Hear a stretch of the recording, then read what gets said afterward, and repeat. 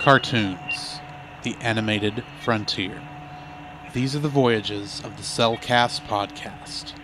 Its continuing mission to explore strange new cartoons, to seek out new animation styles and new creative storytelling methods, to boldly go where so few ever go again.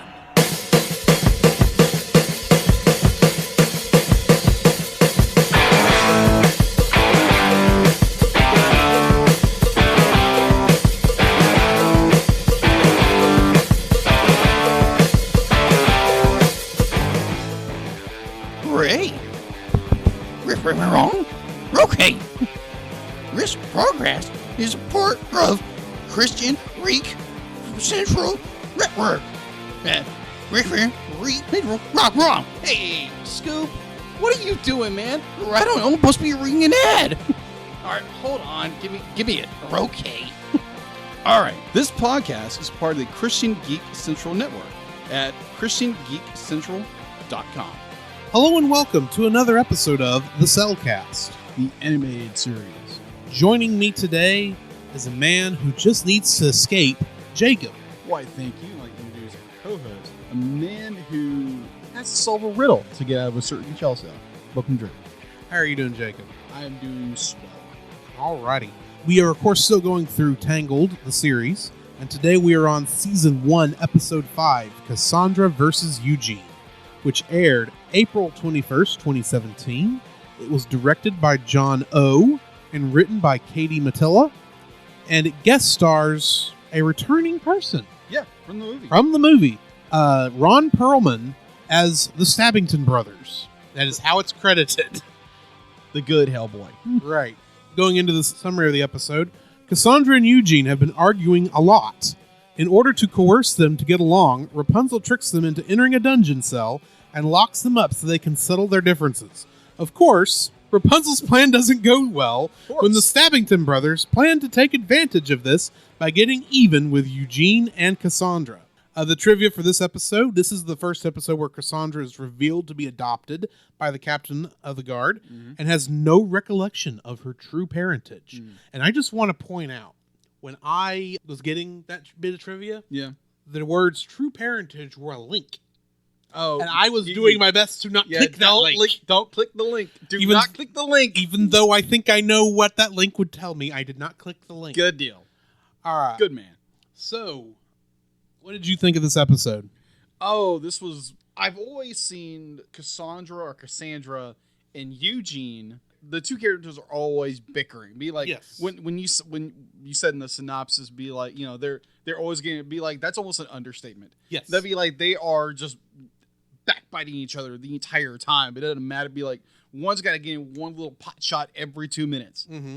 And it's kind of like two siblings fighting at each other. Right.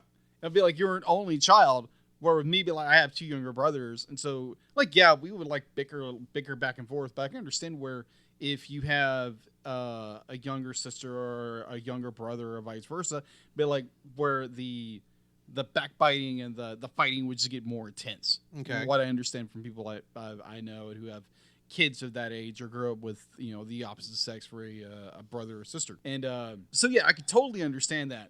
And I love I love that dynamic of those two.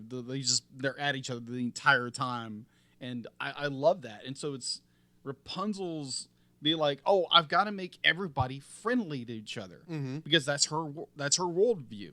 Be like, everybody's gonna be friendly to each other, and like I think this in the last episode, the fact that she spent 18 years in a tower, so she's just learning all this stuff, right? Learning to kind of be not normal because it's Rapunzel. She's not gonna be the normal girl. She's gonna be Rapunzel.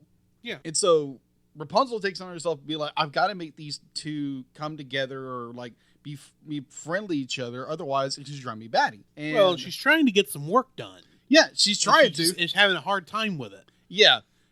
And like you said in the synopsis, be like, it doesn't go exactly the plan. Never does. Never does. It never does in this series. Well, if it did, it wouldn't be much of a show. No, it wouldn't.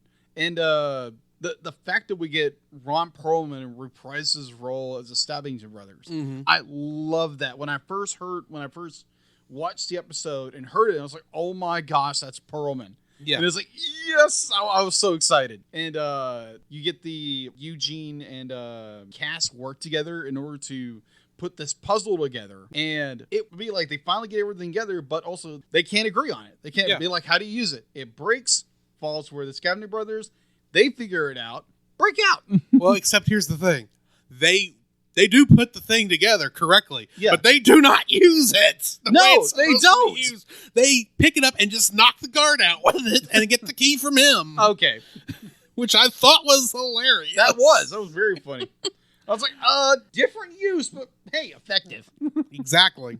Yeah, I thoroughly enjoyed this episode. It was more, it's okay. We can put our differences aside and to make the situation a little better than it is. But yeah, I feel like this. I enjoyed this episode too tremendously.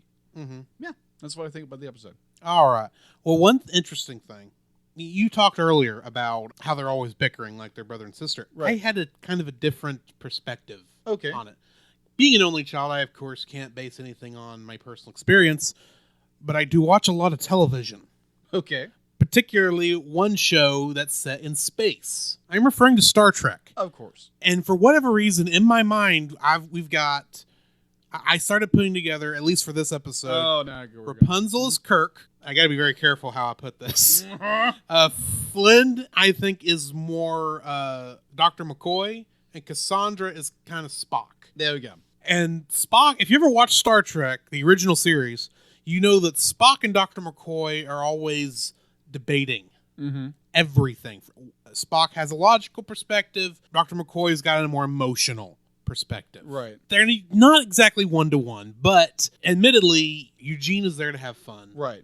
In a lot of cases. That's really what he's there for. And Cassandra's just trying to say, okay, here's what we need to do to get what we need to get done. Yeah. And their bickering back and forth kind of feels like kind of a semi-wilder version of the Spock-McCoy dynamic. Okay, yeah. And of course, Rapunzel, like Kirk, is in the middle of it and has to make a decision based on what they say as to what the right choice is. Right. That's kind of how I look at it. So having them have to work together, I thought was a brilliant concept, even though it failed miserably. But at the same time, they did put their differences aside because by the end of it, she did put that vase back together so he wouldn't get caught. Not that lasted long. No, it didn't.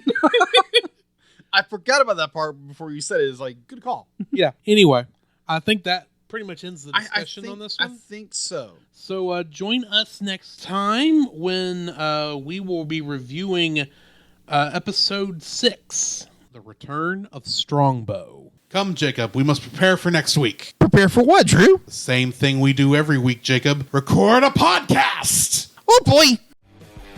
So where can they find you, Jacob? You can find me on Facebook at Jacob B. Heron, also on Facebook at Jacob's Daily Art Corner, where I try to draw each and every day. I don't get to it as often as I like, but join me there. Also, you can find me on Instagram at Jacob B. Heron, on Twitter at Jacob Heron, and Letterboxd at Jacob Heron. So where can they find you, Drew? You can also follow me on Letterboxd at ggeorge759, Facebook as Drew Dodgen, my Facebook page where you can see pictures I've taken at Drew's Photo Bin. You can also follow me on Twitter at ggeorge759. You can email us at thecellcastpodcast@gmail.com. You can also follow us on Twitter at cast_cell. You can follow us on Twitch at twitch.tv/thecellcastgaming. You can also follow us on YouTube at Cellcast, Listen to our podcast on Apple Podcasts, Google Play Podcasts, Stitcher, Spotify, and your favorite podcast directory. You can also listen to us on the Movie of the Week podcast with Jim Heron, where we talk about live action movies. And remember, Cell is a single L.